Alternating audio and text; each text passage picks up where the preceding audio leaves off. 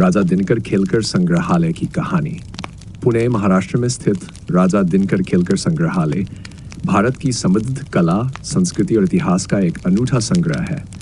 इस संग्रहालय की स्थापना पद्मश्री डॉनल्स दिनकर खेलकर ने की थी, जिन्होंने इसे अपने दिवंगत पुत्र राजा की याद में समर्पित किया। यही कारण है कि इसे राजा दिनकर खेलकर संग्रहालय कहा जाता है।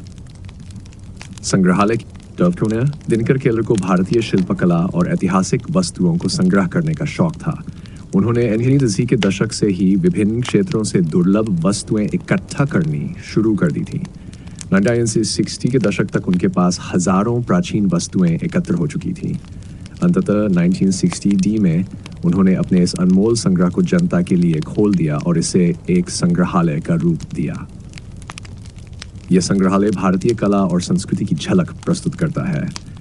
यहाँ विभिन्न समय की वस्तुएं प्रदर्शित है, जैसे मूर्तियां और चित्रकला, प्राचीन हिंदू और जैन मूर्तियां, राजस्थानी और मुगलकालीन चित्र, पुराने दरवाजे और खिड़कियां, भव्य नक्काशीदार लकड़ी के दरवाजे और खिड़कियां, हथियार और कवच, तलवारें, ढाल, भाले और अन्य ऐतिहासिक हथियार, साज सज्जा और वस्त्र, पारंपरिक वस्त्र, गहने और घर की सजावट की वस्तुएं, ग्रामीण जीवन और लोक कला, मिट्टी की मूर्तियां, लोक कला से जुड़ी वस्तुएं और हस्तशिल्प। मस्तानी महल प्रमुख आकर्षण। संग्रहालय में पेशवा बाजीराव प्रथम की प्रेमिका मस्तानी के महल की एक झांकी भी बनाई गई है।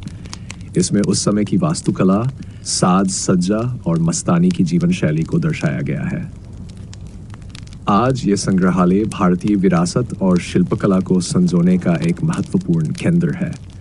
इसमें लगभग 10 से अधिक कलाकृतियां संग्रहित हैं, जो भारत की विविधता और समृद्धि को दर्शाती है। राजा दिनकर खेलकर संग्रहालय भारतीय इतिहास और कला प्रेमियों के लिए एक खजाना है, जो अतीत से जुड़ने का एक सुंदर माध्यम प्रदान करता है।